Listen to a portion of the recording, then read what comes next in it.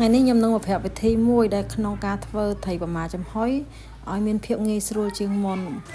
ម្ហូបមួយមុខនេះនិយាយពីថាចំណាយពេលធ្វើយូរហើយសែនយូរអញ្ចឹងឲ្យបានទៀនដែលបានធ្វើហូបសោះហើយបើបានហូបអីតតែមានគេធ្វើបន់ឬក៏វិធីការល្ងាចក្រុងប៉ូលីអីចឹងបានហូបបងប្អូនទាំងអស់គ្នាហើយបើធ្វើម្ហូបវិញត្រូវដាំបាយឲ្យច្រើនព្រោះថាម្ហូបហ្នឹងគឺចុះបាយហើយនឹងចុះបន្លែខ្លាំងមែនតើហើយបន្លែវិញយើងត្រូវខ្លះសេវាឲ្យត្រជាក់ទៅយកមកផ្ទាប់ជាមួយគ្នាត្រូវជាតិឲ្យឆ្ងាញ់បន្លែយើងស្រួយល្អហើយមានតាំងពីបន្លែស្ងោរបន្លែស្រស់អីចឹងណាចាបងប្អូនទាំងអស់គ្នាថ្ងៃនេះដែរគឺខ្ញុំធ្វើត្រីប្រមាចំហុយជាមួយសាច់3ជាន់ហើយនឹងពងទាហើយត្រីប្រមាយើងវិញមានស្រាប់ហើយនៅផ្ទះមកកណាត់បងប្អូនទិញឲ្យមុនមិនតាន់បានធ្វើទេឥឡូវនេះគឺចេញមកទិញបន្លែលក់តាមម៉ូតូអញ្ចេះមួយថង1000ណាបងប្អូនទាំងអស់គ្នាតម្លៃប៉ុណ្ណឹងគឺសមរម្យហើយមើលស្បែកក្តោបនេះអីអ្នកពីរហ្នឹងគឺ1000ហើយបន្លែផ្សេងទៀតសិតតែ1000ណាបងប្អូនឃើញឲ្យច្រើនមែនតើចាតម្លៃសមរម្យហើយប៉ុណ្ណឹងមិនតិចពេកក៏មិនច្រើនពេកដែរ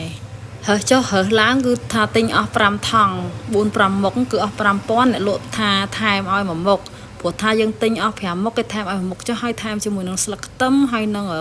ជីទៀតបងប្អូនគេថែមជីណាឲ្យពី3ដើមដែរអញ្ចឹងណាចាសម្រាប់សម្រួលមកគឺបានប៉ុណ្្នឹងឯងមកចកតម៉ូតូហ្នឹងឥឡូវងាកមកមើលត្រីប្រមាខ្ញុំវិញម្ដងគឺខ្ញុំត្រាំទឹកវាចោល2-3ម៉ោងហើយបងប្អូនត្រាំឲ្យវាចេញរាងសាបបន្តិចណាចាបន្តមកទៀតនឹងលាងសម្អាតហើយគឺយកវាទៅដាក់ស្ងោរ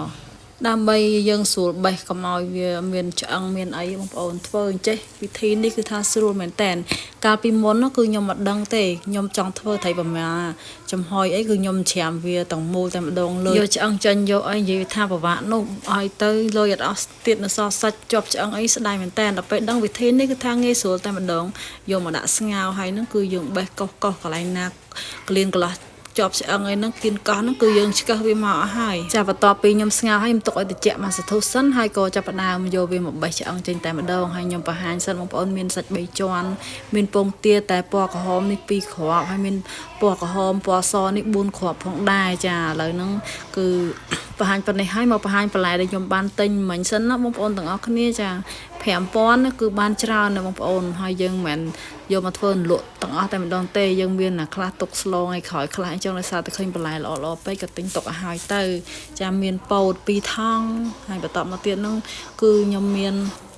សណ្តែកគួរមួយបាច់សណ្តែកគួរមួយថង់1000មួយបាច់គេហ្នឹងមកសំរុំដែរហ្នឹងបងប្អូនទាំងអស់គ្នាហើយនឹងមានម្ទេសចាម្ទេសនេះគឺយើងចុចប្រហុកចុចអីឆ្ងាញ់ណាហើយបន្តមកទៀតហ្នឹងគឺមានស្ពៃក្តោបចាតម្លាច់នេះ3ផ្លែ1000ដែរចា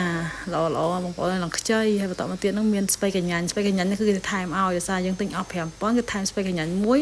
ហើយនឹងជីនិងស្លឹកខ្ទឹមនេះគឺថែមឲ្យដែរចាសម្រាប់សម្រួលទៅគឺថាបន្លែ5000គឺបានមួយចានដែកធំនេះតែម្ដងបងប្អូនច្រើនណាស់ស្លោបាន2-3ពេលអីនេះចាតោះឥឡូវនេះគឺខ្ញុំចាប់ផ្ដើមរៀបចំហើយទៅយកជ្រុញយកអីនឹងចាប់ផ្ដើមយកមកហាន់សាច់3ជាន់របស់យើងដើម្បីយកទៅក្លុកចានេះគ្រាន់តែយើងលឺយកស្បែកវាចេញហើយនឹងហាន់វាប្រទេសស្ដើងទេហើយយើងហាន់ប្រទេសស្ដើងហើយនឹងក៏យើងយកវាទៅក្លុកនឹងម៉ាស៊ីនទៅបើថានៅច្រាមចំណាយពេលយូរខ្លាំងមែនតើហើយចុកដៃចុកអីទៀតមានម៉ាស៊ីនឲ្យក្លុកតែមួយផ្លេតក្លុកតែមួយឆាច់នេះគឺថារួចរាល់ពេលដែលហាន់សាច់3ជាន់ហើយនឹងដាក់នៅក្នុងម៉ាស៊ីនក្លុកតែម្ដងទៅចំពោះស្បែកនេះវិញគឺយើងទុករៀបដាក់ពីលើពេលដែលយើងចំហុយណាចាហើយនឹងមានខ្ទឹមសខ្ទឹមក្រហមទៀតយើងដំច្រាមដាក់នៅក្នុង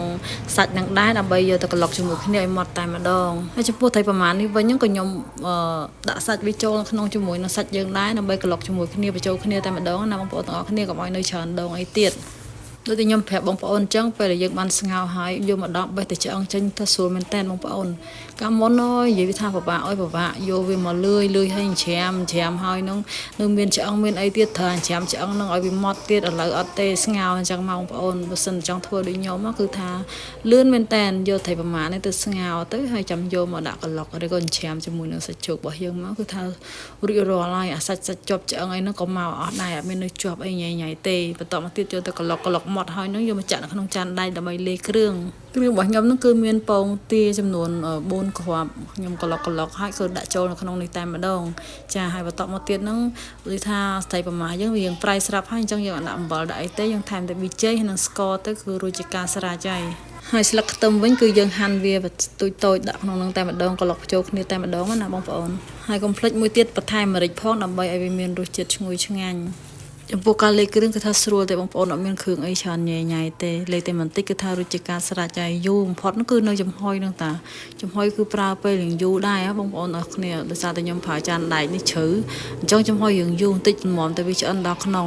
ឥឡូវខ្ញុំរៀបចំ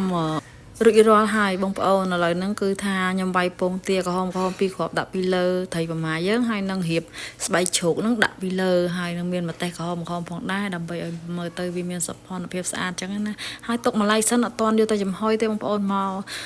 រៀបចំបន្លែសិនបន្លែហ្នឹងយើងដាក់ចំហុយដាក់ស្ងោរអីជាមួយគ្នាហ្មងណាបន្លែដូចជាស្នៀតពោតនេះអីវាក្រឆ្អិនងាស់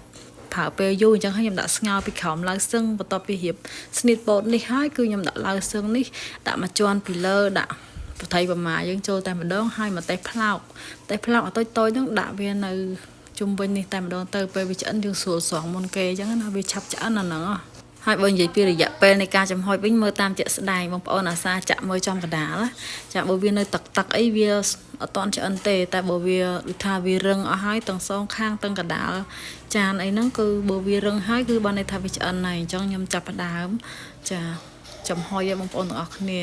តែអត់បានកំណត់ទេថារយៈពេលប្រហែលណាចាឥឡូវនេះឃើញថាឆ្អិនបាន80%ហើយអញ្ចឹងក៏ខ្ញុំគ្របវាទុកម្សាហើយចាំតិចទៀតបានមកបើកម្សាទៀតបងប្អូននេះមកបង្ហាញបងប្អូនបន្តិចសិនណា80%គឺឆ្អិនបានប៉ុណ្ណឹងផ្នែកខាងលើ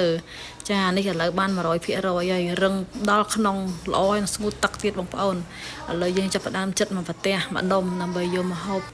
ចំពោះរសជាតិរបស់ខ្ញុំដែលធ្វើថ្ងៃនេះគឺថាអត់សូវដិតប៉ុន្មានទេដោយសារតែត្រីប្រម៉ារបស់ខ្ញុំនេះគឺខ្ញុំត្រាំទឹកវារៀងសាបតិចហើយណាមួយខ្ញុំលាយសាច់3ជាន់រៀងច្រើនហើយនឹងពងទាច្រើនអញ្ចឹងវាអត់ប្រៃខ្លាំងទេហើយក៏អត់សូវនេះប៉ុន្មានដែរវាមកល្មមសម្រាប់ដូចថាអ្នកតមប្រៃតមអីគាត់ហូបបានប៉ុណ្ណឹងចាឥឡូវនេះឃើញថាឆ្អិនរួចរាល់អស់ហើយបន្លែយើងដែលបានស្ងោរបន្លែឆៅអីហ្នឹងក៏រួចរាល់អស់ដែរបងប្អូនតាឥឡូវនេះយើងមានពោតមានម្ទេសហើយបន្តមកទៀតមានបន្លែឆៅបន្លែស្រស់យើងត្រាំតកកខ្លះសេខ្លះអីខ្លះទៅជាក់ស្រួយសឹកតែម្ដងអញ្ចឹងនេះចាំអីទៀតមកបងប្អូនទាំងអស់គ្នាដួសបាយមកខ្ញុំមកហូបរបស់ខ្ញុំឆ្អិនហើយយើងមកហូបបាយជុំគ្នាម្ដងថ្ងៃហ្នឹងណា